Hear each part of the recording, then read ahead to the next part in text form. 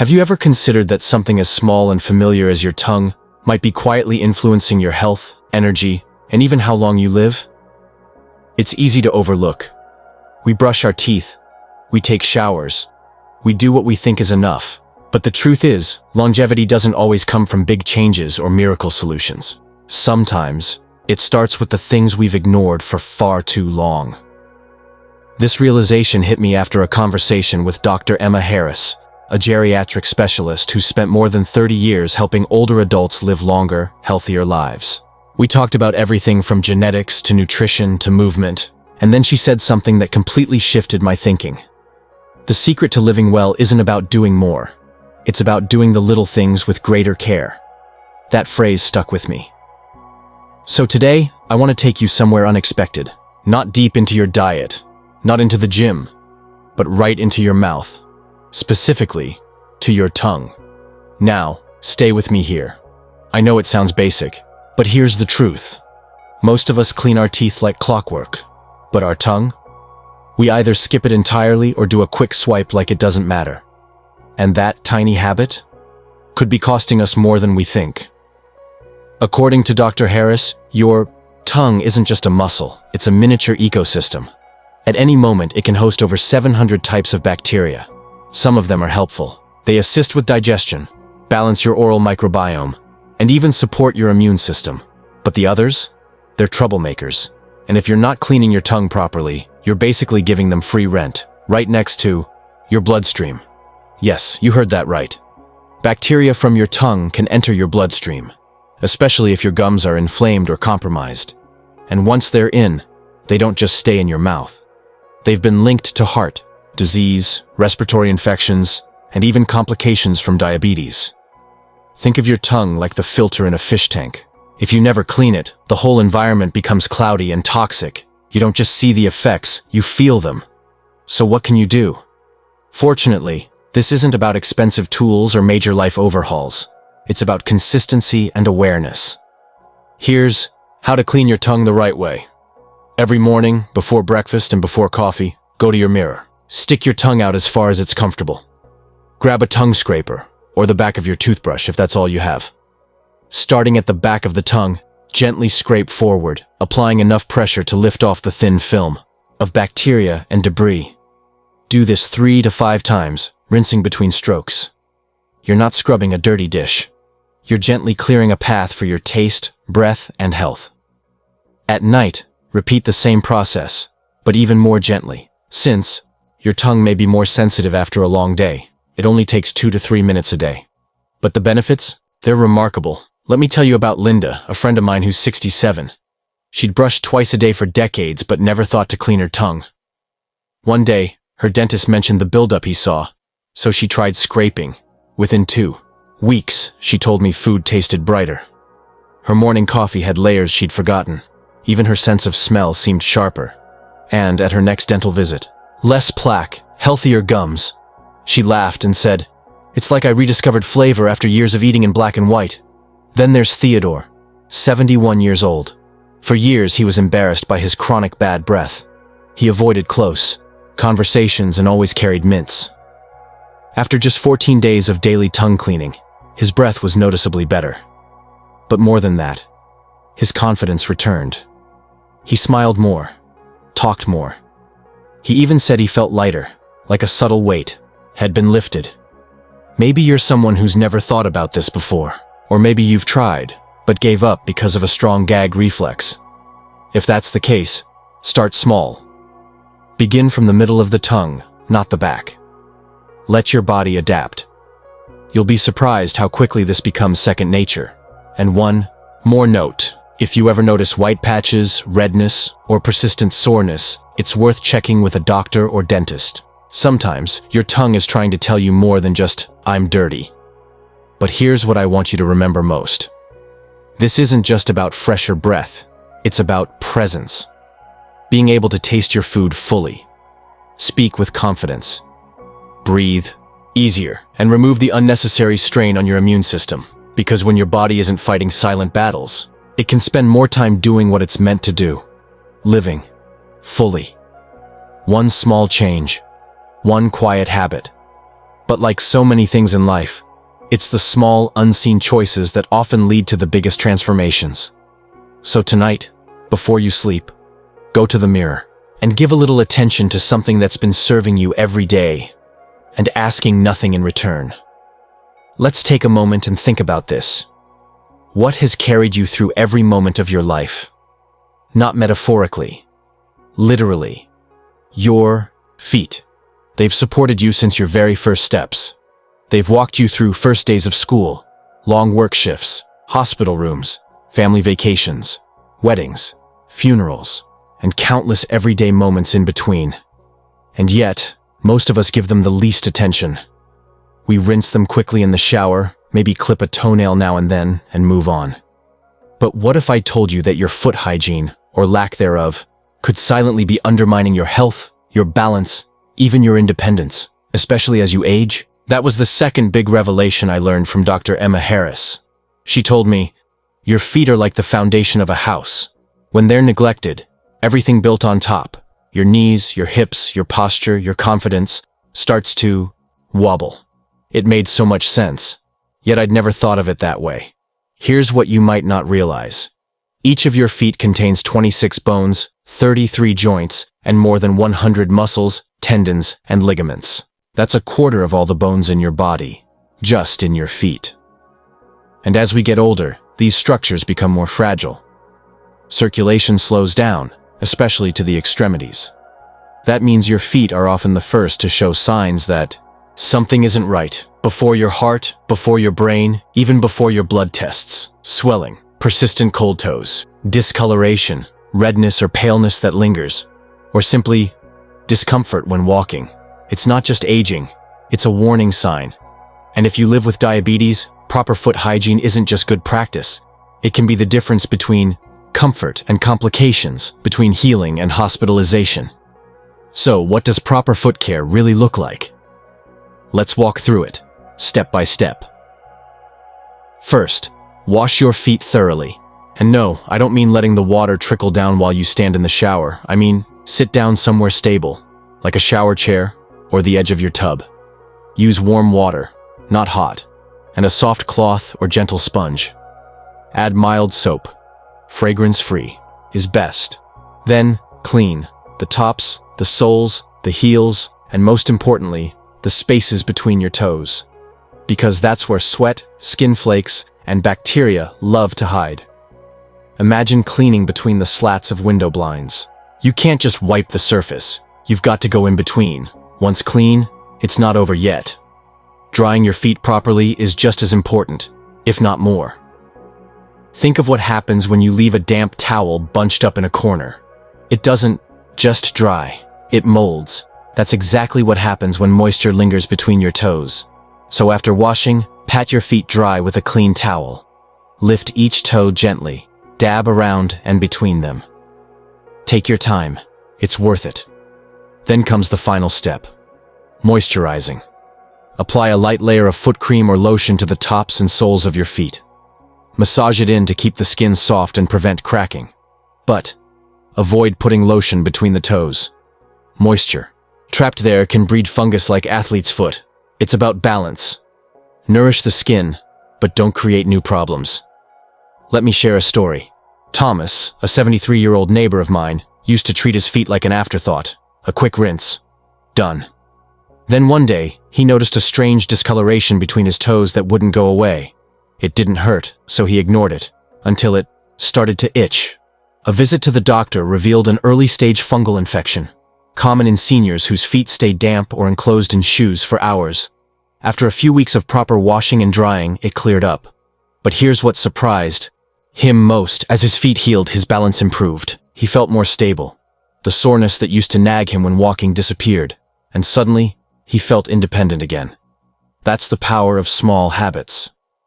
Now, beyond washing, drying, and moisturizing, there's one more thing I'd urge you to do. Look. Take 60 seconds a day to inspect your feet. Do you see any red patches, strange darkening, cuts that aren't healing, new sensitivity or swelling? Your feet are like the dashboard lights in your car. They often tell you something's wrong before anything else does. And the best part? This whole routine takes just 5 minutes a day. Do it in the morning when you're fresh, or at night when you unwind. Those 5 minutes could save you from months of pain, doctor visits, and even long-term complications. So I'll ask you this. If your feet could talk, what would they say about how you treat them? And how would your life change if they felt stronger, healthier, and more supported? You don't need to spend money. You just need a little time, a little attention, and the decision to stop ignoring what carries you through every step of life. Let's talk about something we almost never talk about. It's not glamorous. It's not poetic. It doesn't make headlines or dominate dinner conversations, but it should. Because quietly, just beneath your shoulders, live two of the most underappreciated gatekeepers of your well-being, your armpits. Now I know what you might be thinking. Seriously? I use deodorant. I rinse them in the shower. That's enough, right? But here's the thing. Most of us aren't cleaning our armpits properly. We're masking odor, not removing what causes it. And when you're over 50, 60, or 70, that oversight can become a bigger issue than you realize. Here's what I learned from Dr. Helen Carter, a lymphatic health expert with decades of experience. She told me something that reshaped the way I think about personal care forever. Your armpits aren't just sweat zones. They're detox centers, mini command posts of your immune system. Let that sink in. Tucked within your underarms are over 20 lymph nodes, quietly working around the clock. They filter toxins, fight infections, and support circulation throughout your upper body. But like any filter, when it gets clogged, with dead skin, deodorant residue, sweat, and bacteria, it stops working well. You might not notice it at first. A little redness, a faint rash, maybe an itch that comes and goes. But over time, this neglect can snowball into persistent irritation, clogged pores of swollen glands, or even low-grade infections that weaken your body's ability to heal and respond. So, let's get practical. How do you actually clean your armpits properly? It starts in the shower, but not with aggressive scrubbing. Use warm water to open the pores, then gently cleanse using a soft cloth or natural sponge. Move in circular motions, like you're polishing something fragile. Then switch direction, side to side, up and down, to lift all the residue from every angle. Avoid harsh soaps or heavy fragrances, which can disrupt your skin's balance. Use a mild, unscented cleanser. After cleansing, rinse thoroughly. Any leftover soap can dry out your skin or lead to itching. Let the water run over your underarms until it feels clean, smooth, and residue-free. Then comes the drying. Not rubbing. Pat dry gently. Think of it like drying your eyes after a splash of water. Careful and slow. Why is this so important? Because moisture left behind, especially in a warm, closed space like your armpit, is an open invitation for bacteria and fungal overgrowth. Let me tell you about Olivia, a 65-year-old retired teacher. For years, she battled red, bumpy underarm skin. She assumed it was just what happens when you get older. But once she switched to a gentler soap and started drying with more care, her skin transformed. She said to me, "I never thought a soft towel could feel like medicine." But it did. Then there's Charlotte, age 70. She once noticed small, tender lumps under her arms. Nothing dramatic, but enough to worry. After adopting a proper underarm hygiene routine, the lumps disappeared. Her doctor confirmed, "Your lymphatic system is flowing more freely now." That small change likely made a big impact. And here's a surprising bonus. Many people report feeling more energized, less foggy, and even experiencing fewer colds after improving underarm care. Why? Because when your lymph nodes are supported, they help your immune system work better. Remember, your underarms aren't just about odor. They're about detox, drainage, and defense. So what does this look like as a routine? Gentle washing with warm water and a soft cloth mild soap. Fragrance-free. Thorough rinsing. Patting dry carefully, letting them air out for a few minutes before applying deodorant. Yep, you heard that right. Give your armpits a little time to breathe before slathering them in product. This helps reduce irritation and allows deodorant to stick better and work longer. One more thing. If you've ever had underarm piercings or used strong antiperspirants, Be extra mindful. These can block sweat, glands, and trap residue even deeper. So take a moment. Next time you step out of the shower, pause. Don't rush to the next thing. Give a few extra seconds to a place that quietly protects you. Because in the end, the parts we ignore often hold the most power. Take a moment and breathe in. Slowly. Notice anything? Was it clear? Or slightly congested? Did one nostril work better than the other? Did the breath feel sharp and fresh or dull and heavy? We breathe over 20,000 times a day, and yet most of us rarely stop to ask, am I breathing well? It sounds like a strange question, doesn't it? Breathing is automatic, natural, instinctive. But here's the truth. Good breathing doesn't happen by accident. And sometimes, the difference between a sluggish day and a clear, energetic one starts with something as simple as how clean your nose is. Your nose is more than a pair of holes in your face. It's your body's first line of defense, a sophisticated filtration system that quietly protects you from invisible threats all around. Dust, pollen, mold, bacteria, viruses. They all pass through your nose before they reach your lungs. Every single day, your nasal passages filter up to 10,000 quarts of air. That's like cleaning an entire swimming pool with your face. So what happens if you don't maintain the filter? Imagine never changing the filter in your air conditioner. The air gets heavy, the system strains, energy is wasted. Your body is no different. When your nose is clogged, dry, or overrun by mucus, it affects everything. Your energy, your sleep, your mood, even your ability to think clearly. Dr. Emma Harris put it beautifully. A clean nose isn't just about avoiding sniffles. It's about living with ease. Let me tell you about James, 69 years old. He spent decades working on construction sites, breathing in dust and sawdust. He thought his constant congestion was just part of getting older. But after a particularly restless night, he decided to try a simple routine. Daily nasal rinsing, just warm water and a bit of saline spray. Within a few days, he was sleeping deeper, waking up with less tension, and most importantly, breathing easier.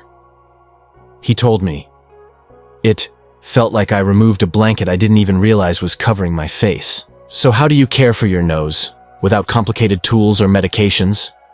Here are a few small, powerful habits. 1. Morning rinse. Use warm water to splash around your nostrils each morning. Think of it as a gentle facial for the inside of your nose, refreshing and clearing away the dust of sleep. 2. Saline spray, available at any pharmacy. It's like a shower for your sinuses. 1 or 2 sprays per nostril can remove allergens and mucus, and even soothe dryness. 3. Steam. Breathing. Take a hot shower, or place your face over a bowl of hot water with a towel over your head. Inhale slowly. Add a few drops of eucalyptus or peppermint oil if you like. It opens everything up. 4. Nose blowing technique. Don't blow both nostrils at once. Do one side at a time, gently. It keeps pressure down and prevents mucus from being pushed deeper into your sinuses. 5. Natural oil for dryness. In dry seasons or heated homes, apply a tiny bit of coconut oil or vitamin E oil inside your nostrils with a cotton swab. This prevents cracking and irritation, especially in older adults. Bella, 76, swears by this. She used to wake up with her nose feeling like sandpaper. Now, with a gentle saline rinse and a dab of oil, she says her head feels clear as glass. And Jordan, 84, used to dread springtime allergies. Today, after making nasal hygiene part of his morning ritual, he walks through blooming gardens without a tissue in sight. When your nose is clean, your lungs work less, your mind feels sharper, and your sleep becomes deeper. And it doesn't take long to feel the difference. Sometimes just 3 days of consistent care can completely change the way you breathe and the way you live. So tonight, when you wash your face, don't stop.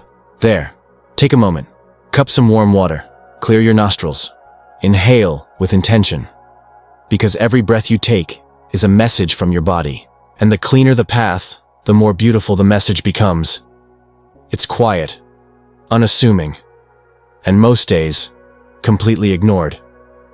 I'm talking about something you probably haven't thought about in months, maybe even years.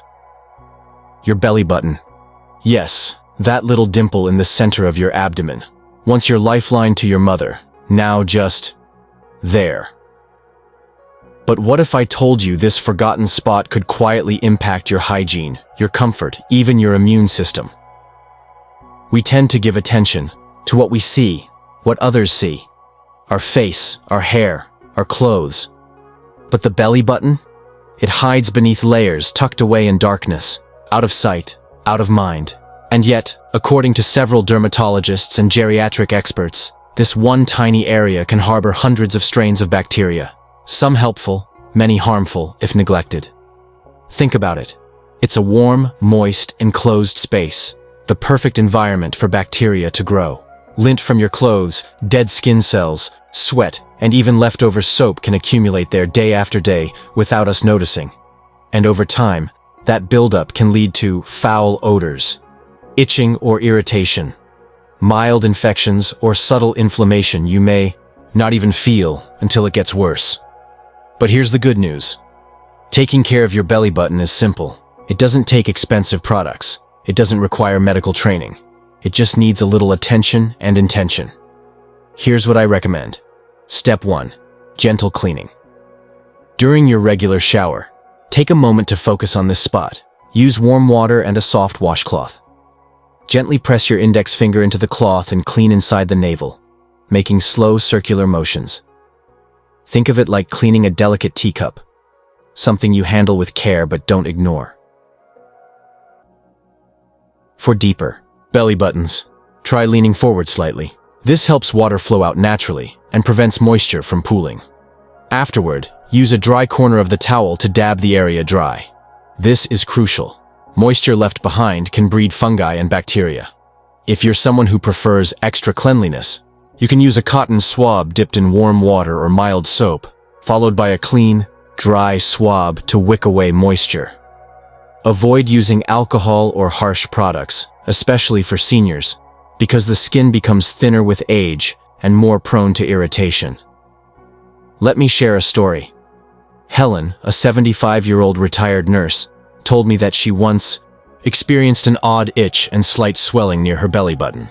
She didn't think much of it, until her doctor found it was a mild infection caused by trapped moisture and dead skin. "I always took care of my face, my feet, even my hands," she said. "But my belly button? I'd forgotten it even needed care." Since then, she added just 30 seconds to her routine, and she hasn't had a single issue since. Then there's Jane, 78, who noticed a faint, musty odor that wouldn't go away. After beginning a daily navel care habit, not only did the smell disappear, her skin also felt smoother, and she said her whole stomach area felt more comfortable. What I love about this practice is that it's so simple, yet so overlooked, in a world obsessed with doing more, going faster, and upgrading everything. This is a reminder that some of the greatest upgrades come from slowing down and caring for what we already have. It's also especially important if you live in warm climates. You sweat often. You wear tight clothes, or if you've had a navel piercing. Even years ago, even old piercings can trap bacteria around the jewelry and cause skin reactions if not cleaned occasionally. So here's your invitation. Tonight, when you're done showering, pause. Look in the mirror. Gently care for this tiny part of you that once sustained your life, and now asks only for a little respect. Because even in the smallest corners of our bodies, there's life, there's memory, there's meaning, and when we honor the small things, we begin to live with more presence, gratitude, and grace. So here we are.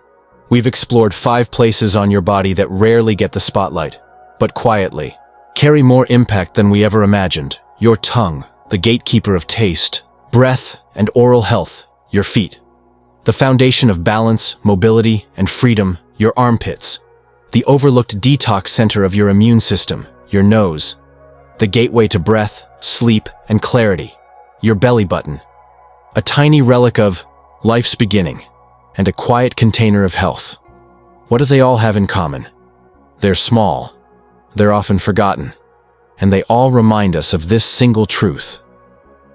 Longevity isn't built in grand gestures. It's nurtured in small acts done daily.